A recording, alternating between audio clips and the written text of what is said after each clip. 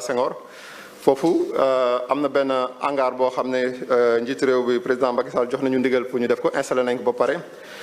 L'armée aussi jox nañu ñaari bërëb yoo xam ne dañ koy jël mooy seen centre bu nekk centre d'entraînement bi nekk Thiès ak benn centre boo xam ne mi ngi ca Guéréo foofu dinañ fa mën a aussi jël en charge nit yi. li ñu mën a dalal xel yi rek mooy centre yooyu dinañ fa jël nit yi nu mu waree donc dinañ fa yóbbu ay docteur dañ fa yóbbu ambulance teg fa donc foofu ñi nga xam ne feebar bi daanu leen am na ñoo xam ne am nañu jàngoro bi mais amuñu benn mandarga seen yaram wala ñi nga xam ne mandarga bi néew na ñooñu lañ fa bëgg a yóbbu ba nga xam ne suñu l'hôpital yi dañu fay yóbbu ñi nga xam ne ñoo gën a sonn donc loolu dinañu dimbali lu baax te bu ñu xaymaa li ñu fa am ci lal am nañu ñeenti téeméeri lal foofu donc loolu di nekk loo xam ne dina am solo bu baax a baax donc di vraiment di gërëm forces armées parce que jàppale nañu bu baax ci liggéey bi ci wàllu nit ak ci wàllu personnel. may terminer rek ci ndigalu ministre de la santé di remercier aussi Croix-Rouge parce que Croix-Rouge am na aussi rôle bu mag bu mu am ci mbas mi parce que dafa ñuy jàppale ñoom ñoo nekk suñu wet centre de santé yëpp centre de traitement yëpp même ba suñu liggéey au niveau du centre des opérations d'urgence ñi ngi fa di ñu jàppale bu am solo. di fàttali ne cas yaa ngi yokk loolu moom dëgg la waaye su fekkoon mesures yi ñu jëloon début bi jëluñ ko woon dina doon gën a yokk que nii lii nag day wone rek ne feebar bi moytu mu law si dëkk bi moo gën di mbiru faj bi am na sa ñoo xam ne ñu ngi théoriser ñu bàyyi ko mu continuer moo gën waaye feebar boo xam ne mun na la dal ñaari yoon ñetti yoon fukki yoon su continuer kooku moom day indi musiba am na yeneen yu ma si mënoon wax waaye il faut que ñu raccourcir durée d'intervention xëy na dina am yeneen jotaay yu ñu si mën a wax faj bi nag ñun hydroxychloroquine bi ñu waxoon ñu utiliser nañ ko am na fu ñu ko utiliser boole ko azithromycine gis nañ ne résultat yi soo amee joxe chloroquine moo gën a baax soo joxeeti chloroquine ak azithromycine it moo gën a baax si lu mat ñetti 300 mooy ñetti junne defe naa xaw ma ñetti téeméer ak juróom benn fukk ak juróom-ñaari nit bi ñu analyser effets secondaires yi et loolu dafa am importance parce que feebar bu mel ni mënoo ko faj garab gi di indi lor loolu moom kenn du ko nangu 12 personnes ñoo ci am lu leen neexul 12 personnes yi amul kenn ku ci am lor bu rëy ñoom ñëpp bi ñu arrêté seen traitement wala ñu continuer ko même jeex lépp dëñ ci donc garab bi lu ñu mën a wax lu baax la te it supporté nañ ko waaye dafa laaj surveillance automédication waruñ ko jël gis nañ sax ñi nga xam ne teel nañ faju seen durée traitement mooy gën a gàtt ñooñu en général 8 jours mooy durée médiane de traitement su loolu passé faj bi nu mënta demee dina am ñoo xam ne duñ ci sauvé ñooñu nag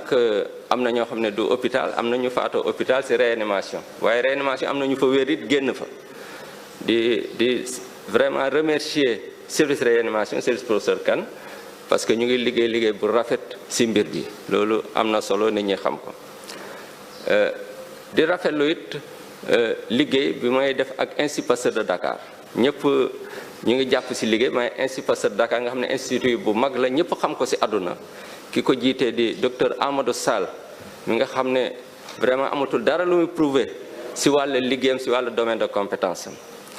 di remercier nag ñëpp ñi nga xam ne ñu ngi jàpp ci liggéey bi à commencer par collaborateurs yi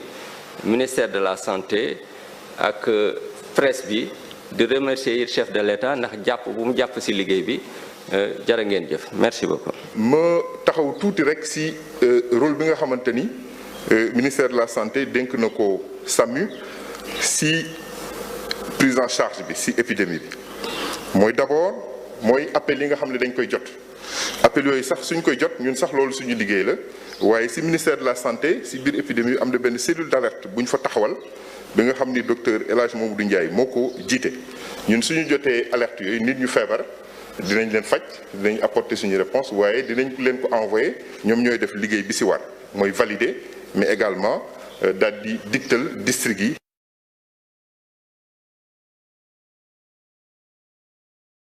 ñu daal di coordonner seen transfert ci centre de traitement yi pourquoi parce que wàllante bi la ñuy bañ moo tax ñuy encadrer bu baax transfert yooyu. beneen mission bi nga xamante ni tamit dénk nañu ko mooy ci biir centre de traitement yi malade bi nga xamante ni au départ mun na stable après mu am complication mu aggravé wu dinañ leen di organiser niñ leen di walloo nañ leen di yóbboo tamit ci service de réanimation yi loolu tamit dinañ ci liggéey. beneen fàll boo xamante ni tamit nañ ci liggéey mooy transfert yi nga xamante ni mooy malade yi nga xamante ni ñi ngi réanimation wala ñi nga xamante tamit ñi ngi ci centre de traitement yi yenn saa yi dinañ soxla scanner dinañ soxla tamit dem dialyse su boobaa équipe bu SAMU yi dinañ intervenir pour yóbbu leen encadrer pour que liggéey bi jaar ni mu war a jaar. léegi ci tey bi ñu seetlu ba léegi nombre de cas graves yi ñuy woowee cas graves yi ñuy jël en charge au niveau national 23 la te suñu xayma de 23 mooy ñaar fukk ak ñett am na 18 yoo xamante ni Dakar la yi des ci région yi la maanaam ñëpp sax demuñu réanimation mais bi ñu xoolee bu baax ci maladie yi nga xamante ni moom la ñu woowee cas grave seen at mi ngi tourner entre juróom fukk ak juróom benn fukk loolu tax na ñu rappeler li nga xamante ni teg nañ ko ci lalu sauvetage muy ci Dakar mais également ci région yi ci Dakar maa ngi koy fàttali hôpital Fann la muy chirurgie cardiovasculaire hôpital principal hôpital Le Dantec hôpital Diamniadio bu d'enfant Diamniadio ci région yi tamit Ndar Touba Kaolack Ziguinchor bi nga xamante ni tamit Ziguinchor dina uuf ñiy jóge Kolda dina uuf tamit ñi nga xamante ni ñoom ñooy jóge Sédhiou dañ ko ubbi Thiès mais également ak Tambacounda mais fàttali nag ni lalu sauvetage yi nga xamante ni moom la ñuy jagale malade yi nga xamante ni ci épidémie bi la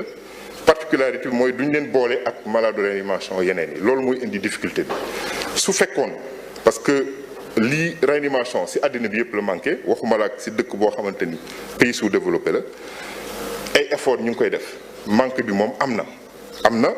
ñi ngi ci liggéey te ñi ngi ñaan tamit ñu yokk donc ñi ngi ñaan ministre de la santé ñi ngi ci liggéey que ñu yokk lalu réanimation yi ñu yokk tamit jumtukaay yi nga xamante ni nañ ko utiliser même su fekkee diggante épidémie bi ak léegi effort yu bari def nañ ko.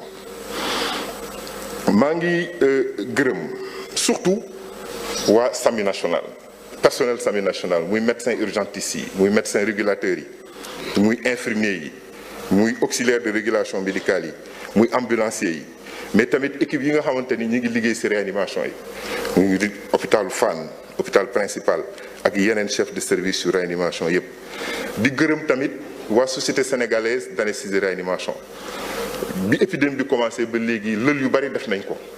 di seet li nga xamante ni moom la ñuy wax ci àddina bi xool tamit suñu dëkk fan la jumtukaay yi toll fan la garab yi toll ñu jox ñu ay protocole procédure yoo xamante ni adapté nañu suñu réalité. maa ngi ñaax tamit population bi ñu yokku li ñu doon def ci prévention bi parce que ñi ngi ko doon wax léegi nombre de cas yi lu muy gën a yokku nombre de cas graves yi di yokku te maa ngi koy fàttali te loolu am na fii gis nañ ko tamit ci àddina bi yépp même ci pays développés yi malade grave yi genn wàll gi dañuy faatu loolu la ñu remarqué donc plus ñuy def effort di bañ a am ay cas wala cas yi di gën a tuuti plus tamit ñuy am def effort pour bañ a am cas yu grave et plus mortalité bi tamit dina wàññeeku. maa ngi terminer ci point bi nga xamante ni moom la ministère de la santé daal di décider mooy wàññi faj bi nga xamante ni doon nañ ko faj ci biir hôpital yi malade yi nga xamante ni feebar nañu te feebar bi demewul noonu yëguñu dara seen yaram ñooñu dinañ leen faj ci yeneen structure yoo xamante ni du ñu ay hôpital loolu tag dina am liggéey bu am solo bu ñu ci def mooy di xool nan la feebar bi di manifesté woo di xool seen at di xool tamit ba xam amuñu yeneen feebar yoo xamante ni ñi ngi ci suuf yoo xamante ni dina indi aggravation su boobaa lu ci munti am dinañ teg système de surveillance ak d'alerte bu am solo boo xamante ni 24 heures sur 24 lay nekk ku ci xamante ni am na benn tolof ñu jël la transféré la ci hôpitaux yi